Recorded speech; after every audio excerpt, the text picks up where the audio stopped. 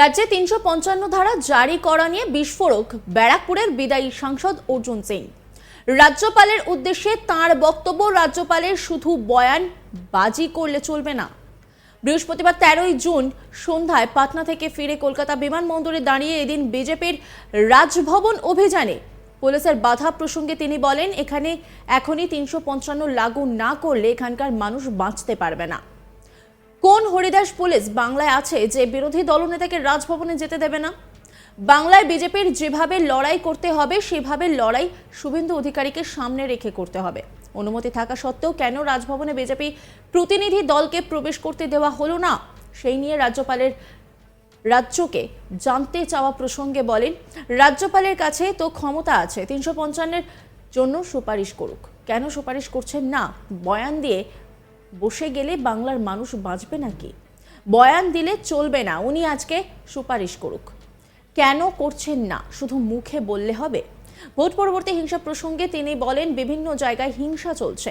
আমার কাছে এইমাত্র ফোন এলো, এক কর্মীর বাড়ি ভাঙচুর করেছে। কি বলছেন অর্জুন সিং, শোনাব আপনাদের। এখানে ইমিডিয়েট ৩৫৫ লাগু না করলে এখানকার মানুষ বাঁচতে পারবে না। রাজভবনে যেতে দেবে না, এ কোন হরিদাস পুলিশ বাংলায় আছে যে অপোজিশন লিডারকে রাজভবনে যেতে দেবে না?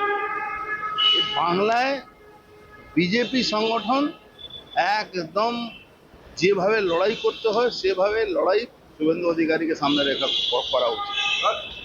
আর রাজ্যপাল এই নিয়ে বলছে যে কেন অনুমতি থাকা সত্ত্বেও কেন যেতে দেওয়া হলো না, রাজ্যের কাছে রাজ্যপাল কাছে তো ক্ষমতা আছে, ৩৫৫ জনের সুপারিশ করুক। কেন সুপারিশ করছেন না? রাজ্যপাল শুধু বয়ান দিয়ে বসে গেলে বাংলা মানুষ বাঁচবে নাকি? রাজ্যপালকে বয়ান দিলে চলবে না। উনি আজকে সুপারিশ করুন, ৩৫৫ এখানে লাগু করা যায় না। ভাই কেন করছেন না? মুখে বললে হবে? দিকে দিকে বিভিন্ন জায়গায় ভোট পরবর্তী হিংসা হচ্ছে, মাত্র করা হচ্ছে। এখন আমার কাছে এখন জাস্ট নেমেছি, এক কর্মী বাড়ি ভাঙচুর করেছে। দেখুন আলটিমেটলি কি হবে বাংলায়, ওই একটা সময় যে ছিল না, ওই আন্দোলন, ওই লড়াইয়ের মধ্যে না গেলে বাংলা হবে। এই নিয়ে একটি রিপোর্ট তুলে ধরেছেন আমার কলিগ অরিন্দম, দেখাবো আপনাদের। দিল্লি থেকে কলকাতায় ফিরে অর্জুন সিং, বিজেপি নেতা অর্জুন সিং প্রশ্ন তুললেন যে পশ্চিমবঙ্গের রাজ্যপাল কেন ৩৫৫ ধারা লাগু করার সুপারিশ করছেন না।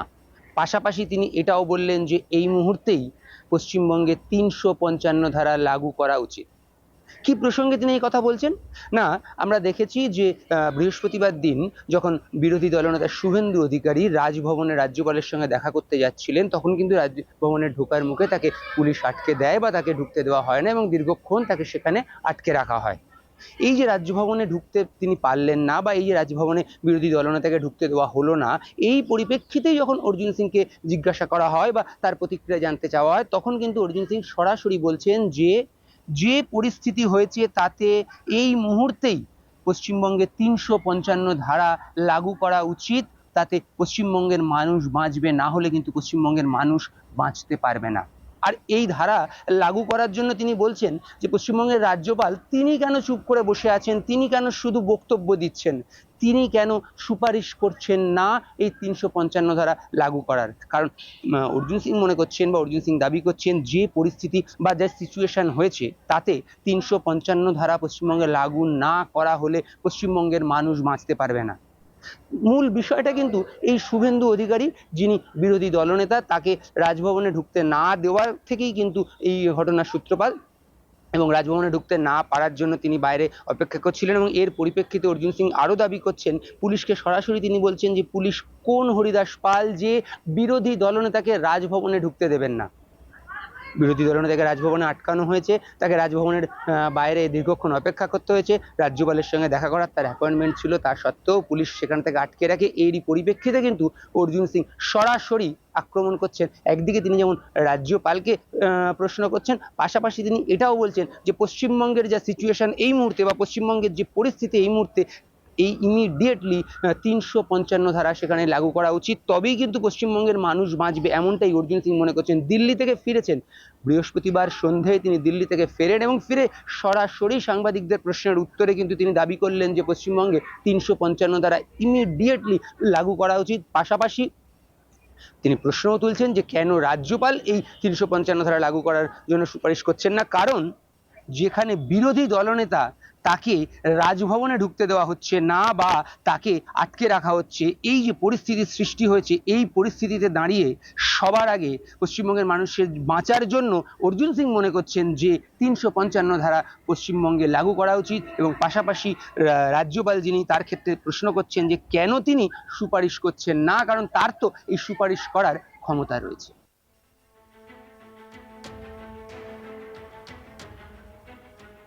প্রসঙ্গত বৃহস্পতিবার ভোট পরবর্তী হিংসায় আক্রান্তদের নিয়ে রাজভবনে যান বিরোধী দলনেতা শুভেন্দু অধিকারী। রাজ্যপালের কাছে অভিযোগ জানানোর জন্য তিনি আক্রান্তদের নিয়ে আসেন, কিন্তু রাজভবনের ভেতরে তারা ঢুকতে পারেননি। কলকাতা পুলিশ তার আগেই তাদেরকে আটকায় বলে অভিযোগ করেন শুভেন্দু অধিকারী। দীর্ঘ সময় অপেক্ষা করার পর ফিরে যেতে বাধ্য হন তারা। বিরোধী দলনেতা শুভেন্দু অধিকারীর দাবি, জরুরি অবস্থার সময় এরকম কখনো হয়নি। ভোট পরবর্তী হিংসায় আক্রান্তদের নিয়ে রাজভবন অভিযান করলেন রাজ্যের বিরোধী দলনেতা শুভেন্দু অধিকারী। বৃহস্পতিবার বিকেল 4টে নাগাদ রাজ্যপাল সিভি আনন্দ বোসের সঙ্গে দেখা করতে যান। রাজ্যপালের কাছে গিয়ে অভিযোগ জানাতেন যান শুভেন্দু অধিকারী, তবে তাকে ঢুকতে দেওয়া হয়নি। রাজভবনের সামনের রাস্তায় পুলিশ তাদের বাধা দেয়। শুভেন্দু বলেন, আমাদের ঢুকতে না দিয়ে মমতার ফ্যাসিবাদী চরিত্র ও নিষ্ঠুর ভাবমূর্তি সামনে চলে এলো। ভোট পরবর্তী হিংসা নিয়ে হাইকোর্ট জনস্বার্থ মামলা গ্রহণ করেছে। প্রধান বিচারপতির বেঞ্চে যা করার করব। লোকসভা ভোটের পর বিজেপি কর্মী সমর্থকদের উপর জায়গায় জায়গায় অত্যাচার করছে রাজ্যের শাসক দলের লোকজন, এই অভিযোগ বিজেপি নেতৃত্বর। তাদের দাবি, ঘরছাড়া বহু বিজেপি কর্মী সমর্থক ডায়মন্ড হারবার, পূর্ব মেদিনীপুর, হাওড়া, উলুবেড়িয়ায় গিয়ে আক্রান্তদের সঙ্গে দেখা করেছেন বিরোধী দলনেতা শুভেন্দু অধিকারী। তাদের নিয়ে বৃহস্পতিবার রাজ্যপালের সঙ্গে দেখা করার সময় চেয়েছিলেন তিনি।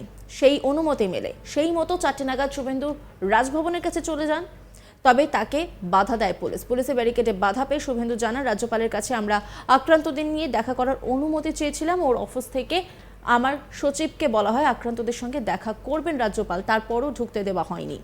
আর এরপরই কড়া প্রতিক্রিয়া জানিয়েছেন অর্জুন সিং। তিনি কি বলছেন শোনাবো আপনাদের।